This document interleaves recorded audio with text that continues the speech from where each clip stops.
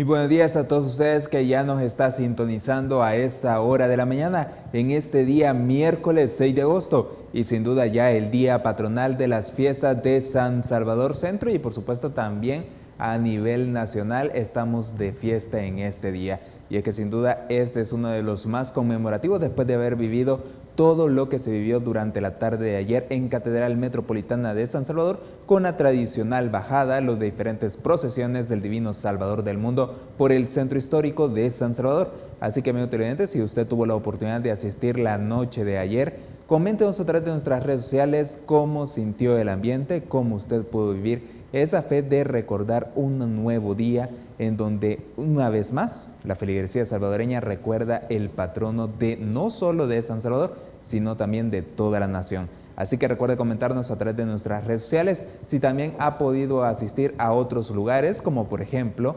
Ciberland, Cifco Terror o cualquier otro de los lugares atractivos que tiene el centro de la capital para este día. O por supuesto, si también usted ha aprovechado para poder asistir a diversos lugares turísticos, coméntenos a través de nuestras redes sociales esas opiniones de cómo se ha desarrollado estas vacaciones agostinas, que este es el último día.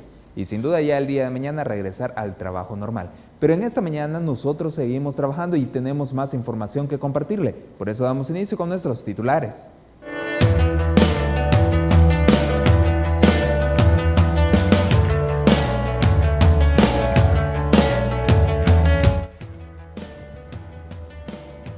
$2.9 millones de salvadoreños sufrieron inseguridad alimentaria entre 2022 y 2024, según la ONU.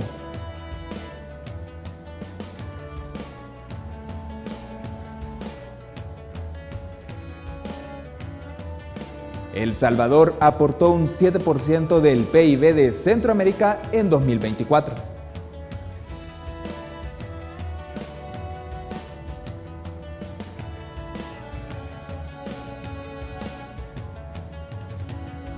Alianza entre Uber y Comuna Capitalina ha facilitado transporte a personas que beban alcohol en las ferias agostinas.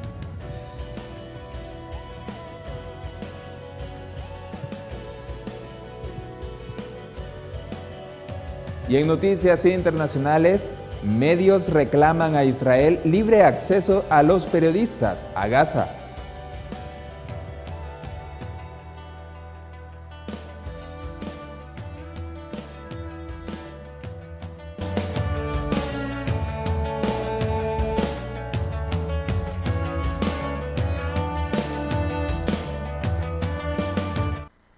Iniciamos la información nacional más relevante y le comento que por lo menos en el año anterior, 2024, 2.9 millones de salvadoreños sufrieron de inseguridad alimentaria en el país. Y es que al menos 2.9 millones de salvadoreños sufrieron esta inseguridad alimentaria moderada o grave entre los años 2022 y 2024, de acuerdo con un informe publicado por 5 agencias de las Naciones Unidas. El informe anual sobre el estado de la seguridad alimentaria y la nutrición en el mundo encontró que un 45.5% de la población salvadoreña sufrió incertidumbre si tendría suficientes alimentos nutritivos para cubrir su dieta diaria en los últimos 2 años, un porcentaje que equivale a 2.9 millones de ciudadanos.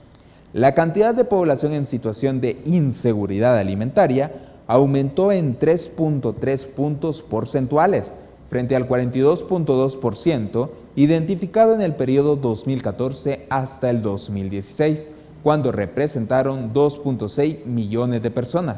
Es decir, que al menos 300,000 salvadoreños entraron en esta categoría entre los 2 periodos de comparación.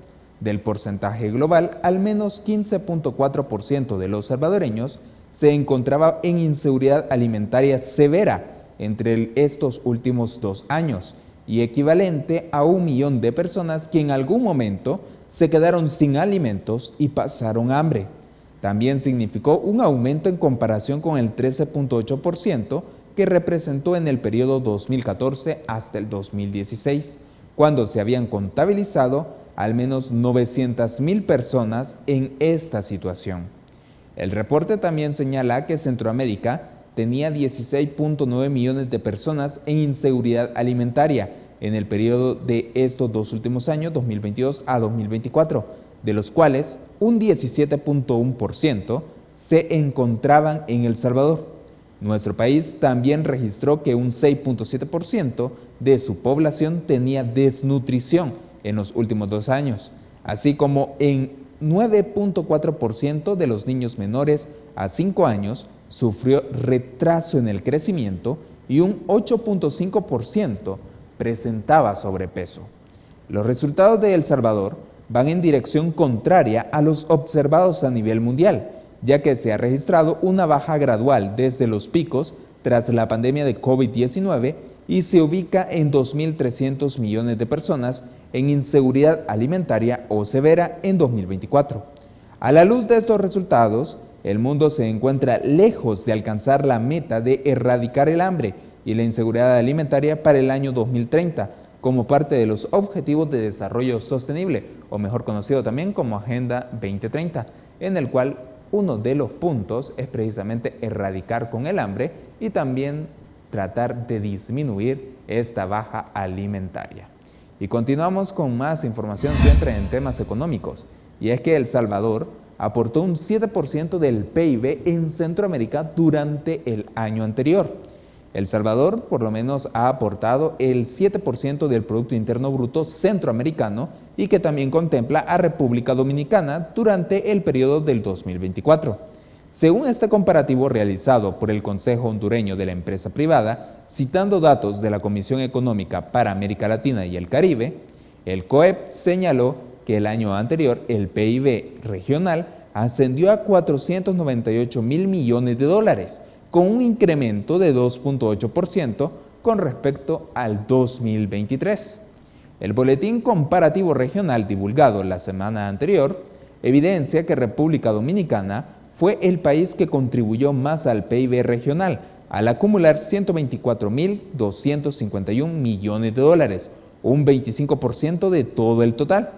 A este le siguió Guatemala con 113.178 millones de dólares, lo que quiere decir que es un 23% del total, así como Panamá con 86.260 millones de dólares, lo que refleja el 17% de todo el PIB a nivel regional. El cuarto país que más contribuye fue Costa Rica, tras acumular 82.825 millones de dólares, un 17% por su parte.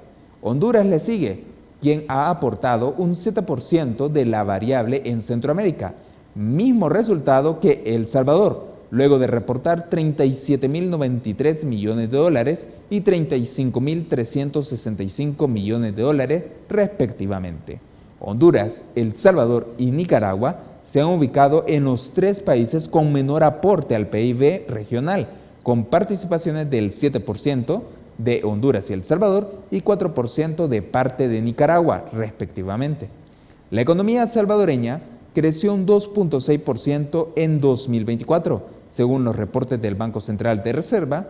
El boletín del COEP también apunta que El Salvador es el tercero con la tasa de empleo informal más alta de la región, al rondar el 66.5% de la economía, superado por Guatemala y Honduras, con porciones de 83.2% y de 82.6% respectivamente.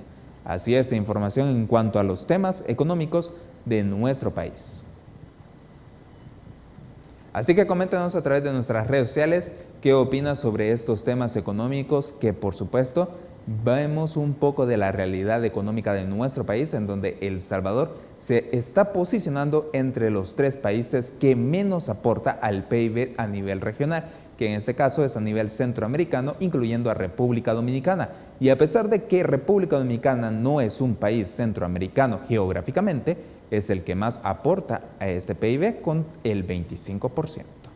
Así que coméntenos a través de nuestras redes sociales su opinión al respecto de este tema.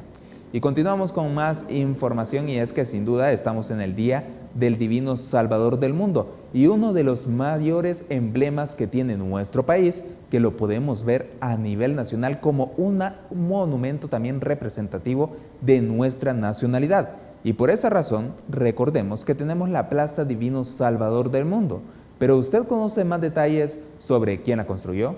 ¿Cómo se ha mantenido a lo largo de los años y qué cambios ha tenido? Pues aquí se lo presentamos en la siguiente nota. Fue el 26 de noviembre de 1942 cuando la imagen conocida como Divino Salvador del Mundo fue colocada al centro de la Plaza Salvador del Mundo, antes conocida como Plaza de las Américas en San Salvador. La obra se hizo bajo la supervisión del arquitecto José María Barahona Villaseñor, según lo registra la Academia Salvadoreña de Historia. Desde entonces se ha convertido en un emblema de la capital y de todo el país, el símbolo y orgullo de los capitalinos, la imagen de la añoranza y recuerdo de los salvadoreños viviendo en el exterior. Al centro de la plaza, como muchos saben, se ubica el glorioso monumento a Jesucristo.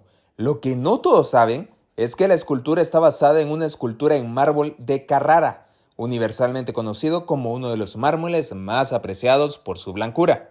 Fue traída desde Italia por encargo de la familia del expresidente de la República, Dr. Manuel Enrique Araujo, en 1913, cuando él falleció, para ser ubicada sobre la tumba donde descansan sus restos en el Cementerio General de los Ilustres en San Salvador. Eventualmente los planes cambiaron, ya que su familia consideró que era demasiado grande para acompañar el mausoleo, según ha explicado el historiador Pedro Escalante Arce de la Academia Salvadoreña de Historia. Así que la hija del expresidente, Concepción Araujo de Mena, donó la escultura a la Iglesia Católica, haciendo entrega al arzobispo Luis Chávez y González en 1942, con motivo del primer Congreso Eucarístico Nacional. Según la escala de Mohs, creada por el geólogo alemán que lleva su nombre, en 1822, para medir la dureza o resistencia al rayado de diversos minerales, el mármol posee una dureza de entre 3 y 4 de 10, lo que la hace propensa a ser rayada o deteriorada con facilidad. Al ser una piedra de origen natural, requiere de un cuidado periódico, sobre todo cuando está expuesta a la intemperie, explica el Instituto del Mármol de América. En la actualidad se desconoce registro histórico que indique quién fue el artista italiano que esculpió la estatua ubicada en la cima del monumento. Lo que sí se sabe sobre la escultura, que cobra protagonismo durante las fiestas agustinas de San Salvador, es que fue esculpida en Europa y el mármol blanco de la estatua se extrajo de las mismas canteras donde el gran artista Miguel Ángel y otros escultores italianos fueron a buscar la piedra para sus esculturas en los Alpes apuanos del norte de Italia. La escultura no solo ha tenido que soportar las inclemencias del tiempo, sino que también la destrucción de fenómenos naturales. El viernes 10 de octubre de 1986, un recordado sismo como uno de los más destructivos en la historia del país, con magnitud de 7.5 grados en la escala de Richter, derribó la escultura de su pedestal, rompiéndose en varias fracciones. La estatua fue reparada en su totalidad, cubriéndose de pintura y arcilla, hasta el año de 1988 en pleno conflicto armado. Como parte del plan de un reordenamiento impulsado por la Alcaldía de San Salvador entre los años de 2009 a 2014, el entonces alcalde Norman Quijano realizó una remodelación a la estructura. La imagen de Cristo fue remozada con pintura nueva. Para la restauración se solicitó la intervención de la Secretaría de Cultura y de la Dirección Nacional de Patrimonio Cultural. Los restauradores encargados fueron Carmen Beatriz Castillo y Wilson Alfaro. Más adelante, el 26 de noviembre del año 2012, esta plaza fue declarada como Patrimonio Cultural de El Salvador, siendo ubicado en el Diario Oficial. La Dirección Nacional de Patrimonio Cultural está obligada a velar por su mantenimiento. El emblemático ícono del país ha aparecido en billetes, placas de vehículos, monedas, afiches de fiestas patronales, postales, entre otros, y forma parte de la cultura salvadoreña. Hoy es el día en que se conmemora lo más importante, la fecha dedicada al Divino Salvador del Mundo. Para Informa TV, Giovanni Ventura. Muy interesante esos datos que pudimos conocer del monumento que se encuentra en la Plaza Divino Salvador del Mundo. Sin duda, el emblema que tenemos todos los salvadoreños. Y si usted vive en el exterior, coméntenos qué recuerdos tiene del monumento. Y por supuesto, si usted ya sabía estos datos que le hemos presentado.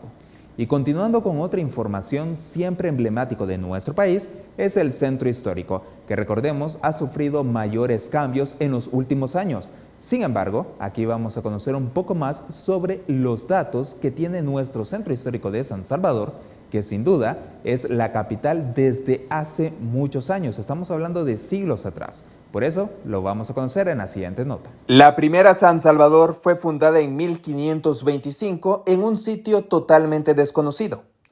Posteriormente, en 1528, se edificó la segunda vía, en lo que ahora se conoce como Sitio Arqueológico Ciudad Vieja, a 10 kilómetros de Suchitoto. En 1545, la vía se trasladó a la actual capital salvadoreña, San Salvador. Recibió el título de ciudad en 1546. El punto de origen de la ciudad está marcada por la Plaza Libertad y sus edificaciones adyacentes, que conforman un conjunto de inmuebles monumentales. De acuerdo al comportamiento y evolución de la traza urbana, la ciudad se expandió hacia el norte y el poniente, favorecida por la topografía, ya que hacia el sur y oriente presentaba una topografía más accidentada. Según la Dirección de Registro de Bienes Culturales, la traza urbana del centro histórico de San Salvador es de tipo rectangular, ortogonal o damero, es decir, combina manzanas cuadradas y rectangulares. Existe heterogeneidad de la volumetría de los perfiles urbanos en general, ya que se observan diversidad de sistemas constructivos, líneas de construcción, tipologías arquitectónicas y de alturas desde 1 hasta 10 niveles que varían entre los 3 y 30 metros. Se observa una variedad de elementos decorativos en los inmuebles del centro histórico, debido a las diversas tendencias estilísticas manifestadas en la arquitectura. Entre los más representativos están frontones neoclásicos, pretiles, parapetos escalonados, aleros con canecillos, marquesinas y funcionalistas, así como revestimientos de lámina troquelada.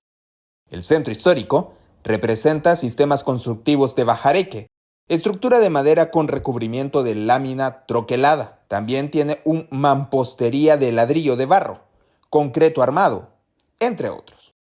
En el centro histórico se han desarrollado importantes acontecimientos vinculados con la historia del país, y aunque ha perdido muchos de sus vestigios, aún conserva valores patrimoniales relevantes y representativos de su pasado histórico, cultural y arquitectónico, en el cual persisten singulares tradiciones religiosas que son todavía un elemento de vinculación con el centro histórico de la capital, como la celebración de la Semana Santa y también las fiestas patronales del Divino Salvador del Mundo, que actualmente la estamos viviendo.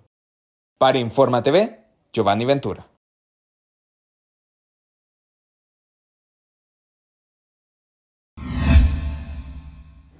Y a pesar de todos los cambios del centro histórico, sin duda es uno de los lugares preferidos aún de muchos salvadoreños que se aglomeran en esa zona. Y por supuesto, durante esta época festiva de las vacaciones agostinas, pudimos notarlo que sigue siendo uno de los puntos preferidos, no solo para los lugareños de San Salvador, sino también para los lugares aledaños, y que personas que viven en el oriente y en el occidente incluso llegan a ese lugar a disfrutar de lo que el centro histórico tiene actualmente para ofrecer. Pero continuamos con otra información, y es que si usted ha visitado el lago de Ilopango o si lo piensa hacer en este día o durante el próximo fin de semana, pues le comento que usted no puede irse sin probar cada una de las delicias que realizan las emprendedoras del grupo de Axieca que se encuentra en Dolores Apulo. Y es que ellas en el lago de Ilopango ofrecen diversidad de productos, ya sea para el cabello, alimentos, así también como huertos caseros que sin duda ellas han utilizado para sobrevivir. Fue el 26 de noviembre de 1942 cuando la imagen conocida como Divino Salvador del Mundo fue colocada al centro de la Plaza Salvador del Mundo, antes conocida como Plaza de las Américas en San Salvador. La obra se hizo bajo la supervisión del arquitecto José María Barahona Villaseñor, según lo registra la Academia Salvadoreña de Historia. Desde entonces se ha convertido en un emblema de la capital y de todo el país, el símbolo y orgullo de los capitalinos, la imagen de la añoranza y recuerdo de los salvadoreños viviendo en el exterior. Al centro de la plaza, como muchos saben, se ubica el glorioso monumento a Jesucristo. Lo que no todos saben es que la escultura está basada en una escultura en mármol de Carrara, universalmente conocido como uno de los mármoles más apreciados por su blancura. Fue traída desde Italia por encargo de la familia del expresidente de la República, Dr. Manuel Enrique Araujo, en 1913, cuando él falleció, para ser ubicada sobre la tumba donde descansan sus restos en el Cementerio General de los Ilustres en San Salvador. Eventualmente los planes cambiaron, ya que su familia consideró que era demasiado grande para acompañar el mausoleo, según ha explicado el historiador Pedro Escalante Arce de la Academia Salvadoreña de Historia. Así que la hija del expresidente, Concepción Araujo de Mena, donó la escultura a la Iglesia Católica, haciendo entrega al arzobispo Luis Chávez y González en 1942, con motivo del primer Congreso Eucarístico Nacional. Según la escala de Mohs, creada por el geólogo alemán que lleva su nombre, en 1822, para medir la dureza o resistencia al rayado de diversos minerales, el mármol posee una dureza de entre 3 y 4 de 10, lo que la hace propensa a ser rayada o deteriorada con facilidad.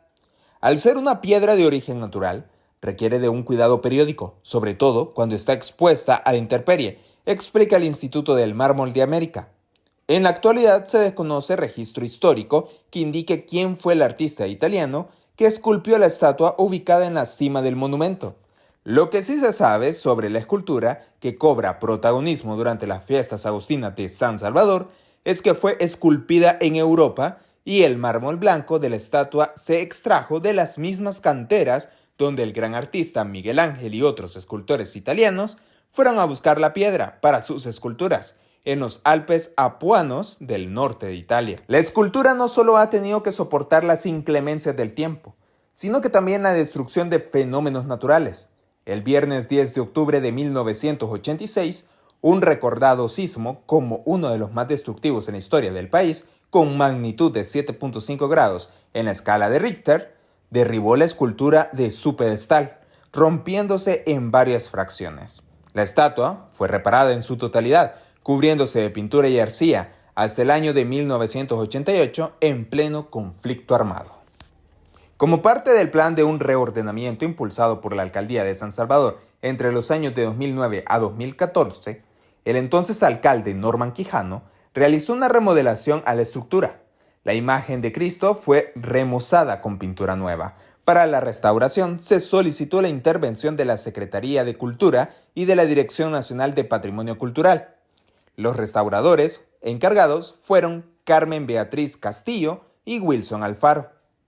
Más adelante, el 26 de noviembre del año 2012, esta plaza fue declarada como Patrimonio Cultural de El Salvador, siendo ubicado en el Diario Oficial.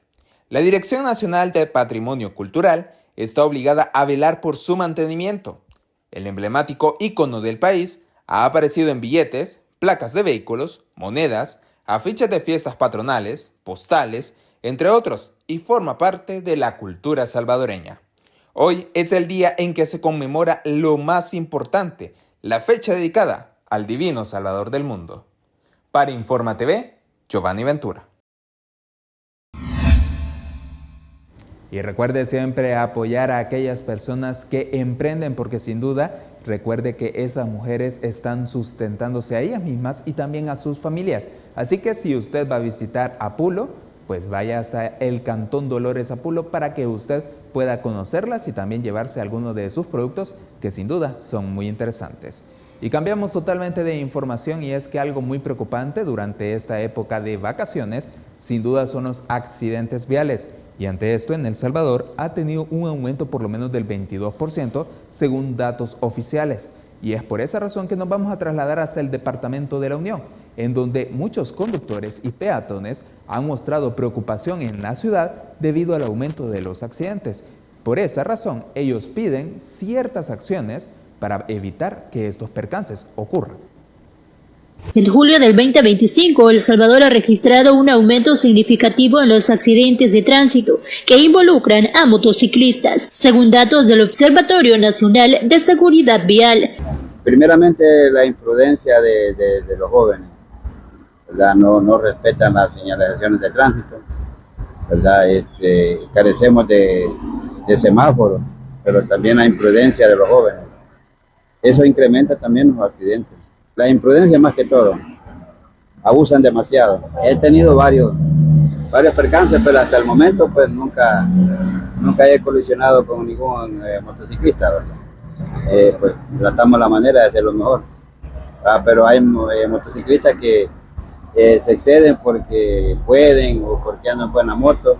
Hasta la segunda semana de julio se reportaron 2.137 personas lesionadas en accidentes de motocicletas, lo que representa un incremento del 22% en comparación con el mismo periodo del año anterior. Además, en la mañana del 29 de julio se registraron 3 personas lesionadas en distintos accidentes de tránsito, entre ellas 2 motociclistas en diferentes puntos del país. Y se exceden a la velocidad y eso le ocasiona los accidentes.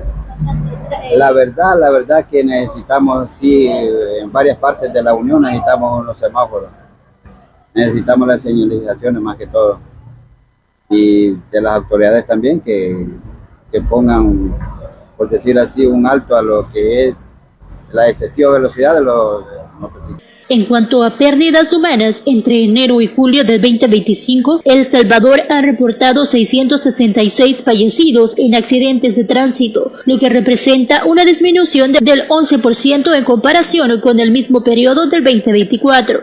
Sin embargo, los motociclistas siguen siendo uno de los grupos más vulnerables, con 255 muertes registradas hasta el 25 de julio. Realmente, miren, la motocicleta es la falta de conciencia y la falta de madurez como conductores, especialmente en los jóvenes, ¿verdad?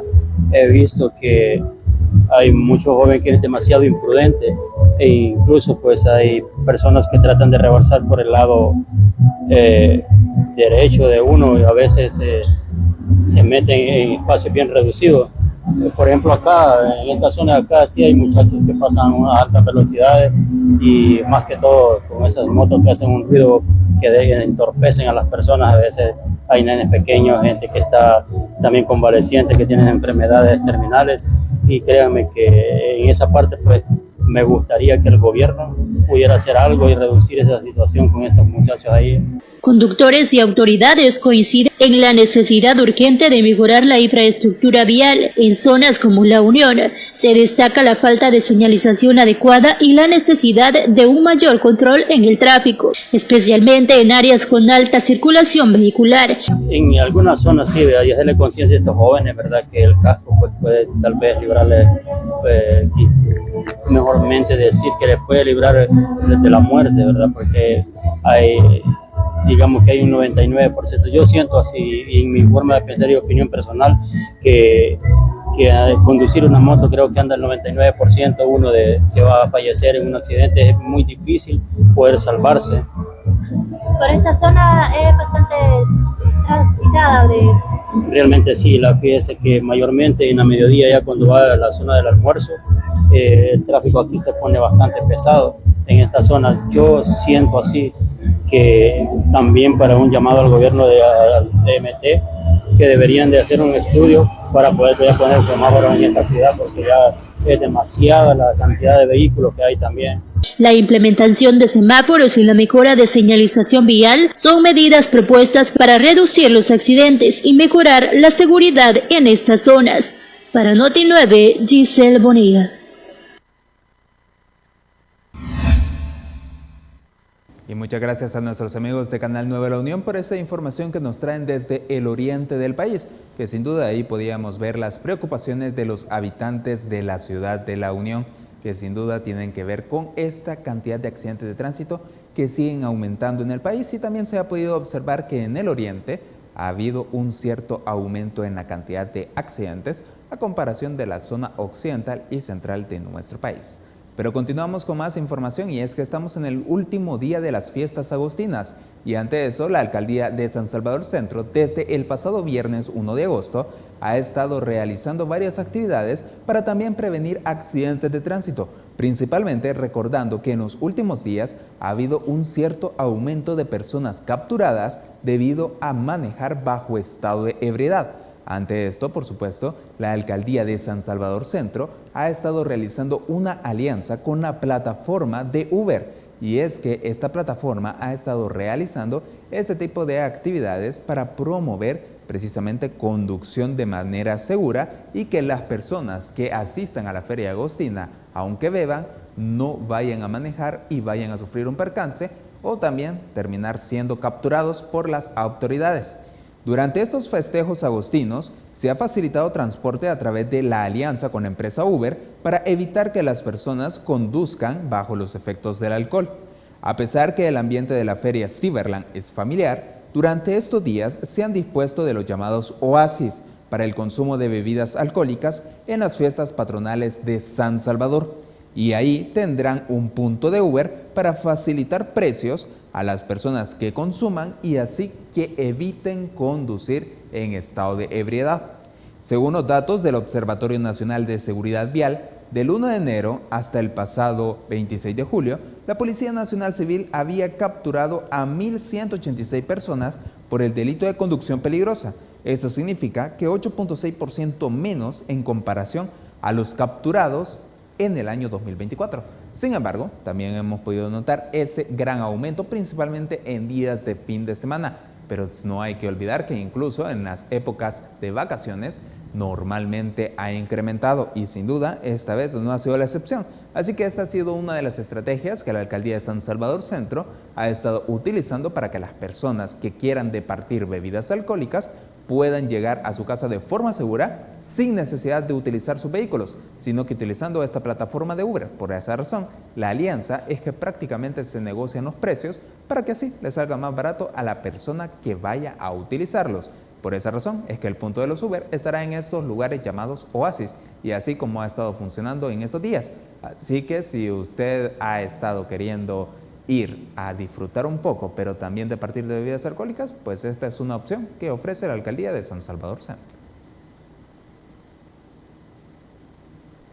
Y recuerde mantenerse pendiente de todas nuestras redes sociales para que no se pierda ningún instante de las noticias más relevantes que aquí le estamos presentando de lunes a viernes a las 6 de la mañana y también en nuestra edición del mediodía 1 de la tarde. Recuerde mantenerse pendiente de nuestras plataformas digitales. En nuestro canal de YouTube usted se puede suscribir Encuentro TV El Salvador y también tenemos un canal secundario, Encuentro con Julio Villagrán. En Informa TV usted nos puede buscar así en X y en Facebook, para que se mantenga pendiente de toda la información que aquí le estamos brindando de lunes a viernes. Y con esto nos vamos a un pequeño corte comercial, pero no se mueva porque regresamos con más de Informa TV.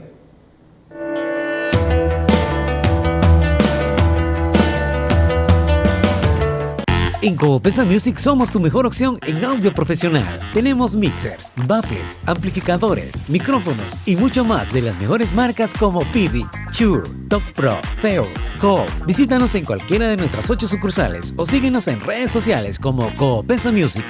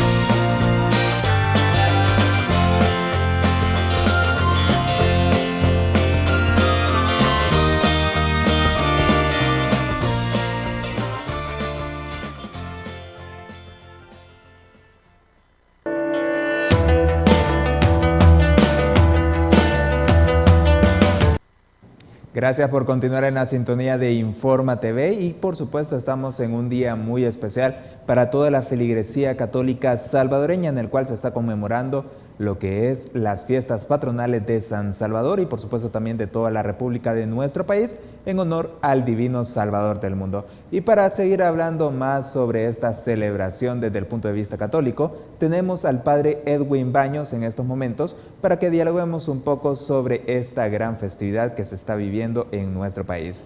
Padre Edwin, muy buenos días.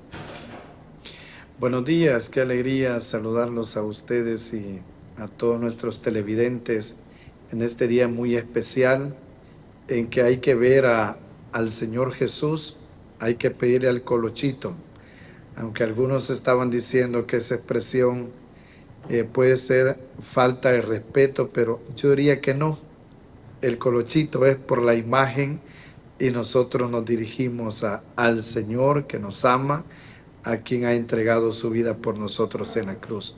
Pues nuevamente, qué alegría saludarlos y a la orden. Bueno, muchas gracias, Padre. Iniciemos a hablar un poco sobre toda esta festividad que actualmente en El Salvador celebramos. Muchos aún preguntan qué es en sí la transfiguración de nuestro Señor Jesucristo en el momento que se da según el pasaje bíblico en el cual se basa toda esta celebración. Así que coméntanos un poco sobre todo esto desde el punto de vista teológico de lo que estamos viviendo y conmemorando en nuestro país en estos momentos. Sí, es una decisión del Señor presentar ese trocito de cielo aquí en la tierra cuando decide apartarse y subir a un monte alto. Sabe que la Biblia no dice que sea el monte Tabor en Galilea, sino que la tradición lo ha datado que es el monte Tabor porque es el monte más alto de la zona. Y con toda certeza el Señor estuvo ahí porque un judío siempre buscaba la parte más alta para orar, según su fe, para estar más cerca de Dios. Y ese es el ejemplo que Jesús le dio a sus discípulos. Se retira con 3 de ellos, Pedro, Santiago y Juan, estando ya en oración o en ese lugar privilegiado, se da el aparecer, ¿no? Aparece Elías y Moisés, el representante de la ley, Moisés, y el representante del profetismo, Elías. Y un dato importante ahí es que Elías no escribió ningún libro. No contiene la palabra de Dios el libro, el profeta Elías. Sin embargo, es como el emblema, es el profeta que abarca a todos los demás, es un instrumento especial de Dios, no como Isaías, Jeremías, Ezequiel, que dejan unos grandes escritos. O sea, por ejemplo, Isaías tiene 3 libros en un mismo libro y datados hasta de diferentes épocas. Y luego Moisés, que es el que consigna los primeros 5 libros de la Biblia. Y Jesús allí hace ese cambio de figura. Se aparece, dice el Evangelio, con una vestimenta blanca, resplandeciente, que ningún batanero del mundo pudiese llegar a tal perfección. Y ahí pues se da la manifestación de la Santísima Trinidad, el Padre que habla desde las alturas, esa voz que escuchan los discípulos, la nube que los envuelve, es símbolo, la nube es símbolo del Espíritu Santo, y Jesús que está ahí en medio de sus discípulos. Pues esta escena, en resumen, yo le diría, es el anticipo del cielo, de la gloria, de la vida eterna. Y darle, digamos, esa antesala a los discípulos es para que ellos sean testigos de la gloria. Y en ese recorrido teológico que usted me decía al inicio, la iglesia siempre ha visto eso, el subir al monte Tabor como una manifestación de la vida eterna y después subir al monte Calvario, que es el camino que lleva a la gloria eterna, uno de felicidad y otro de dolor. Entonces yo creo que esto es lo que nosotros debemos asumir siempre en la vida. Ciertamente subir, pero algunas veces va a ser para acompañar a Jesús en la cruz y otras veces va a ser para momentos de felicidad en la vida. Y vaya que eso el ser humano sí lo experimenta. Bueno, y siguiendo siempre con el tema del divino Salvador del mundo, coméntenos también la importancia, porque para muchos salvadoreños, sin duda, el divino Salvador del mundo es el emblema prácticamente de nuestro país, que no solo aquí en el San Salvador se celebra, sino que también a nivel nacional, y también salvadoreños en el extranjero le dedican prácticamente esos días, no solo de recordar sus tierras natales, sino también esa gran fiesta que celebramos a nivel nacional. Así que coméntanos un poco sobre esa importancia para todos los católicos a nivel nacional, esta celebración. Fíjese que siempre tengo esa pregunta yo como interior, ¿no? Y qué bien que usted la externa para que pueda explicarla.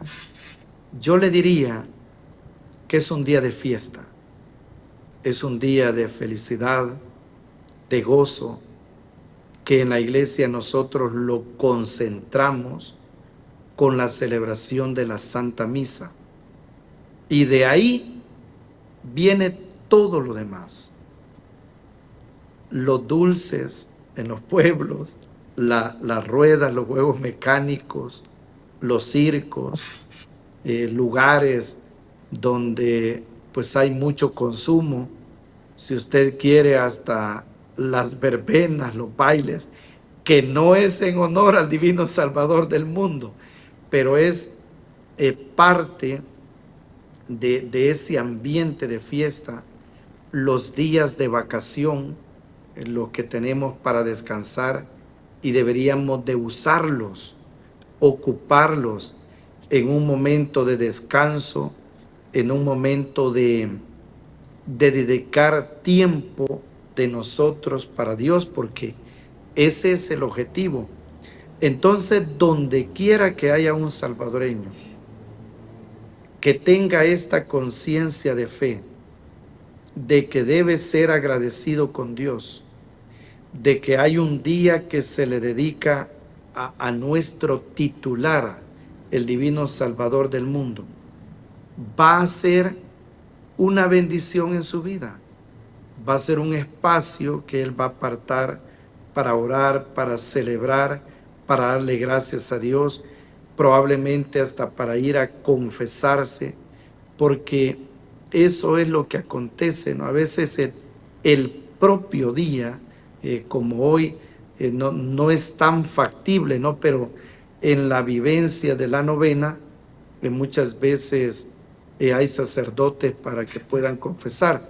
Este día, como es de fiesta a fiesta, los sacerdotes solemos concelebrar con nuestro obispo, ¿no? Pero yo pienso que es eso, un día de fiesta, de gozo, de felicidad y de apartar un tiempo para darle gracias a Dios por el don de la vida y de la fe. Y también bríndanos un poco sobre esa remembranza de cómo ha venido evolucionando la fiesta del Divino Salvador del mundo, porque sabemos que actualmente se celebra de una forma como la estamos viviendo actualmente, pero sin embargo hay ciertas cosas que vienen ya de tradición de años atrás. Así que coméntanos un poco también esa evolución que ha tenido esta celebración en nuestro país. Sí, es natural esta situación por la presencia de diferentes obispos, de diferentes párrocos y ciertos hechos o actividades que logran, no le voy a decir una tradición, sino una costumbre, porque tradición es ya de 100 años en adelante. Imagínense, en el campo de la iglesia decir 100 años es poco. Decir 300 años ya es algo. Ya cuando usted habla de unos 800 o 1000 años, ya en la iglesia se logra valorar mucho. Y estamos hablando que la celebración del Divino Salvador del mundo en nuestro país tiene entre 3 y 4 siglos.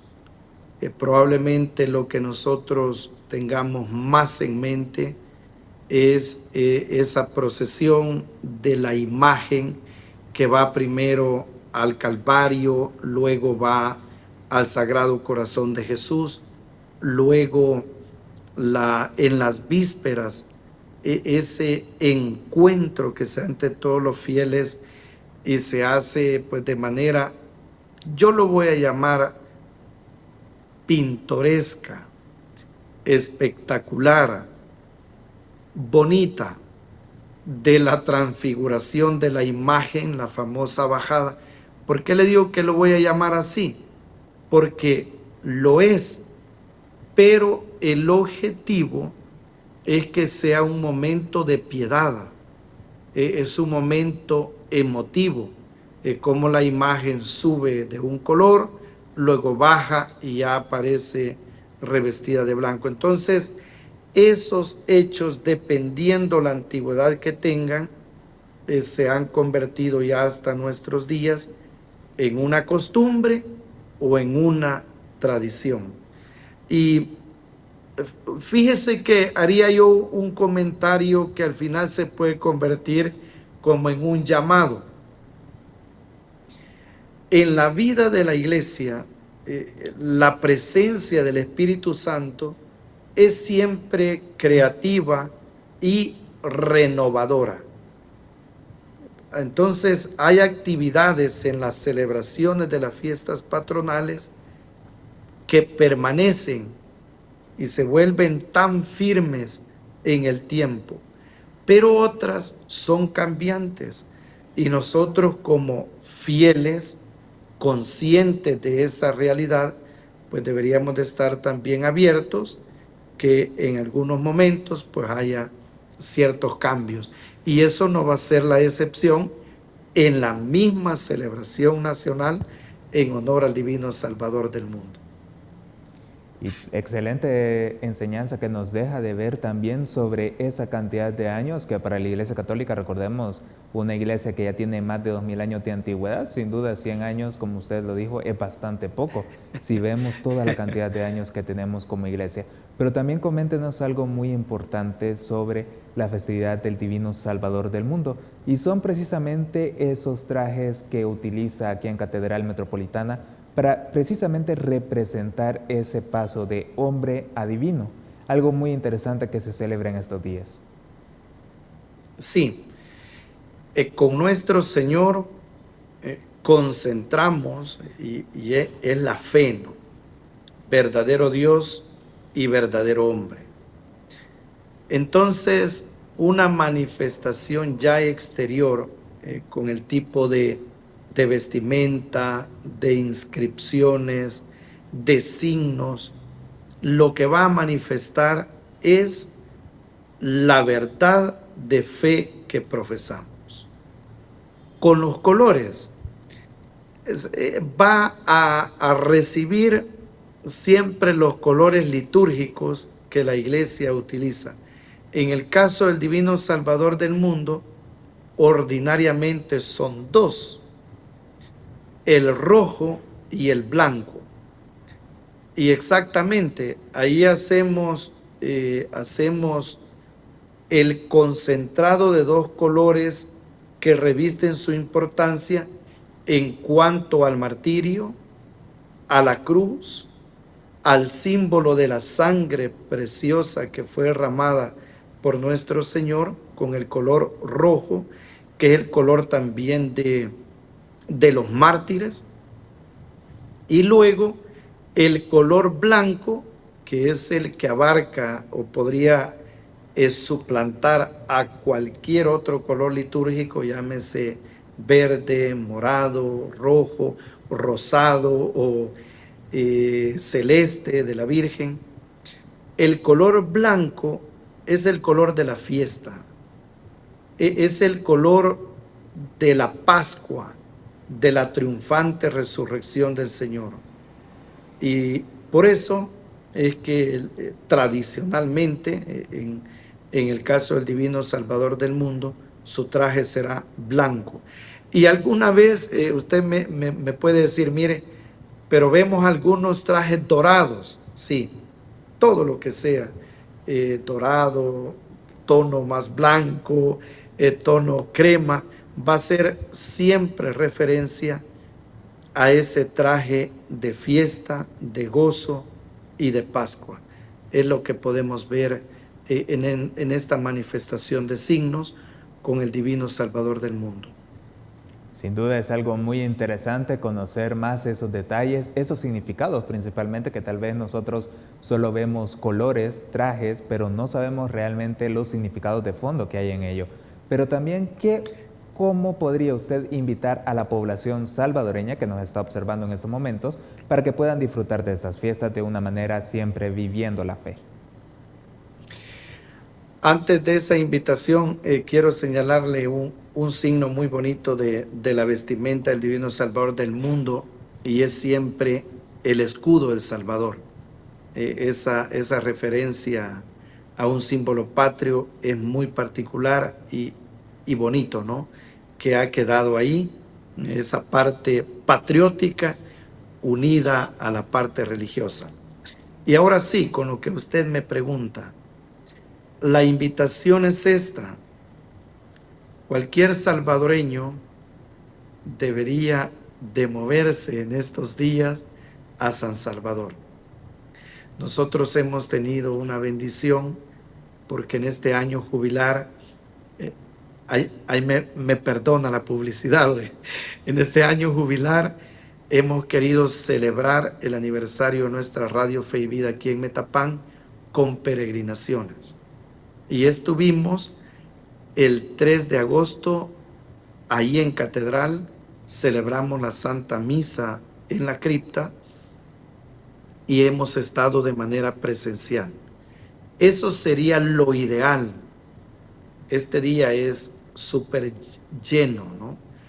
Pero también hago el llamado para que estemos pendientes siempre de la transmisión de la Santa Misa, ya sea en la televisión, en la radio o en las redes sociales. Los medios, ustedes, son una bendición también en la transmisión de la fe para muchos enfermitos, personas que están trabajando, porque aunque sea tiempo de vacación, pero hay personas que están en sus trabajos, en un hospital, en una clínica, vigilantes que están en sus lugares de trabajo. Ustedes mismos, los medios de comunicación, están cubriendo.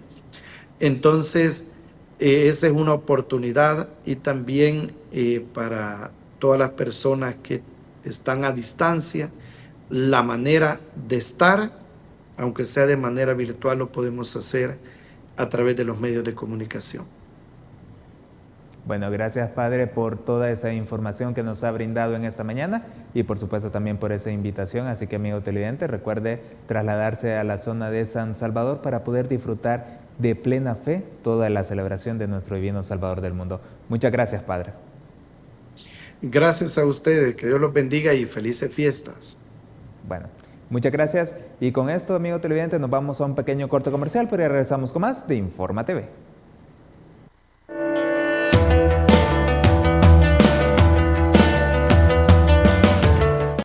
En Coopesa Music somos tu mejor opción en audio profesional.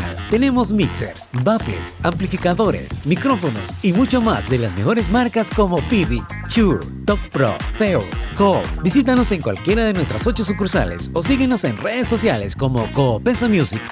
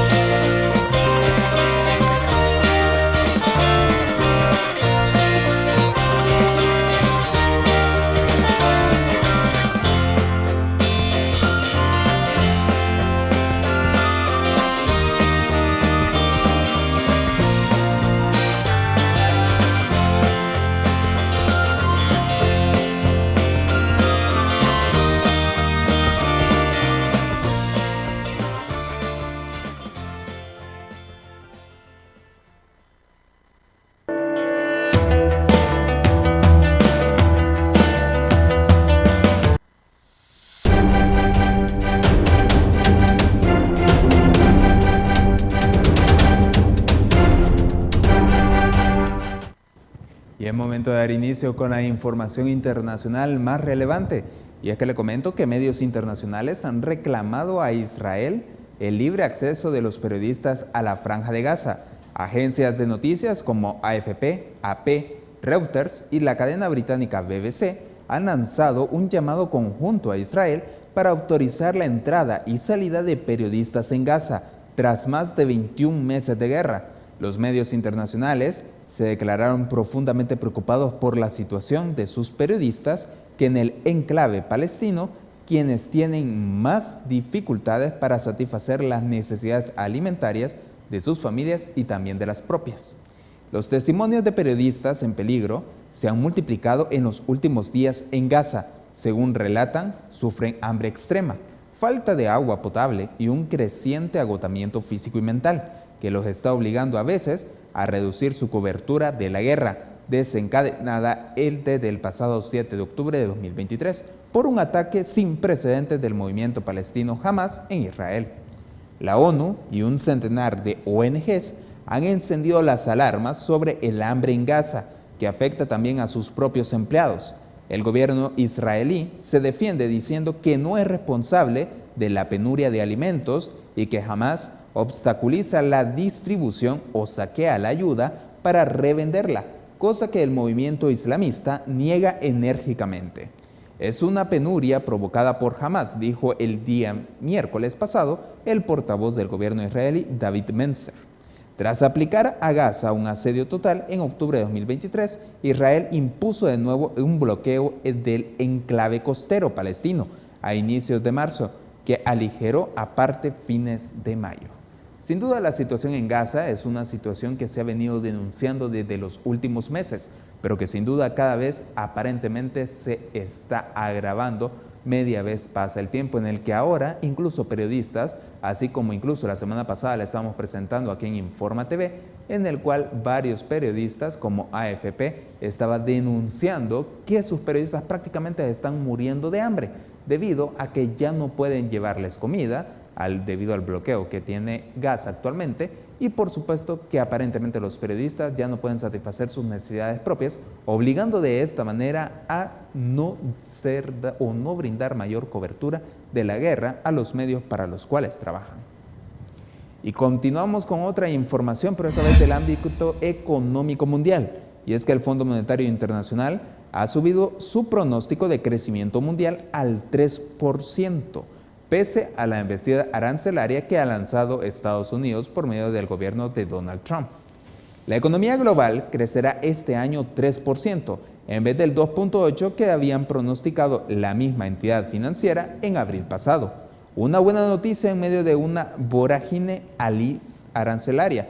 Prevé que el Fondo Monetario Internacional, en las actualizaciones de sus previsiones, según esta última actualización, el informe anual del FMI, la economía mundial estaría creciendo el 3%, es decir, menos que en 2024, porque en ese año se tuvo un 3.3%. Varios motivos explican la resistencia económica. Aparte de las pausas arancelarias y de un puñado de acuerdos comerciales con Washington, se ha destacado la depreciación del dólar y un pequeño estímulo fiscal en algunos países como Estados Unidos, pero también el hecho de que las empresas acumulen reservas en previsión de una subida de los gravámenes, y esto es un arma que puede ser hasta de doble filo, es lo que están advirtiendo varios economistas. El Fondo Monetario Internacional está anticipando que la eurozona progrese este año en un 1%, un aumento del 0.2%. Por el contrario, el pronóstico para China mejora considerablemente hasta 4.8%, con lo que se acerca al porcentaje del año anterior del 5%. Para América Latina y el Caribe, se prevé un crecimiento económico del 2.2% para 2025, es decir, 0.2% más que lo anticipado en el mes de abril. Es menos que el 2.4% del año anterior. La organización es bastante optimista para el país de México. En abril ha considerado que su economía se contraería un 0.3% este año, pero ahora se prevé un crecimiento del 0.2%. El Fondo Monetario Internacional ha anticipado además mejoras en la economía de Brasil, que se podría expandir hasta el 2.3%. Sin duda, los datos del Fondo Monetario Internacional de este aumento de la previsión del crecimiento económico, sin duda es una buena noticia para todos los países, ya que por lo menos esta vez estaría creciendo el 3% a nivel mundial y no el 2.8% que se había advertido en el mes de abril. Y cambiándonos de información y trasladándonos hasta el país de Cuba, y es que en ese país ha aumentado la indigencia. A mediados de julio, la ministra del Trabajo y Seguridad Social, Marta Elena Feito, renunció después de provocar indignación en la población cubana, al afirmar que en Cuba no hay mendigos, sino personas disfrazadas de mendigos, y criticar a los limpiaparabrisas callejeros por buscarse una vida fácil. La severa crisis económica que afecta a la isla desde hace 4 años impide ahora al Estado, inmerso en la escasez de divisas, garantizar los programas sociales de ayuda. El deterioro de la economía obedece a la debilidad estructural del sistema económico centralizado, a una fallida reforma monetaria y al reforzamiento de las sanciones estadounidenses, entre otros factores tanto internos como externos. En consecuencia de lo anterior y del aumento del precio de los alimentos, un 470% entre 2018 y 2023, una gran cantidad de cubanos cayeron en una precariedad sin precedentes y algunos en la indigencia. Las autoridades en Cuba nunca utilizan la palabra pobres, prefieren términos como personas vulnerables o deambulantes para referirse a los indigentes. Según el gobierno, en 2024 había 189,000 familias y 350,000 personas solas vulnerables que se beneficiaban de programas sociales en una isla de 9.7 millones de habitantes. Sin embargo, hasta el momento, no hay estadísticas públicas reales sobre la pobreza, que en los últimos 2 años se ha convertido en un fenómeno visible en las calles de La Habana. Sin duda, la indigencia está creciendo en Cuba y aparentemente el gobierno cubano no ha hecho mayor cosa para mejorar esa situación. Y por supuesto, que no hayan datos oficiales de parte del gobierno cubano, sin duda da mucho de qué pensar, y principalmente con las palabras de la ex ministra de Trabajo, que prácticamente criticó a las personas que viven en la indigencia y que se ganan la vida de forma informal como personas que aparentemente buscan ganarse la vida fácil. Sin duda, en Cuba una situación muy precaria, la que realmente se está dando a conocer y, por supuesto, a nivel mundial. Y con esto cerramos Noticias Internacionales.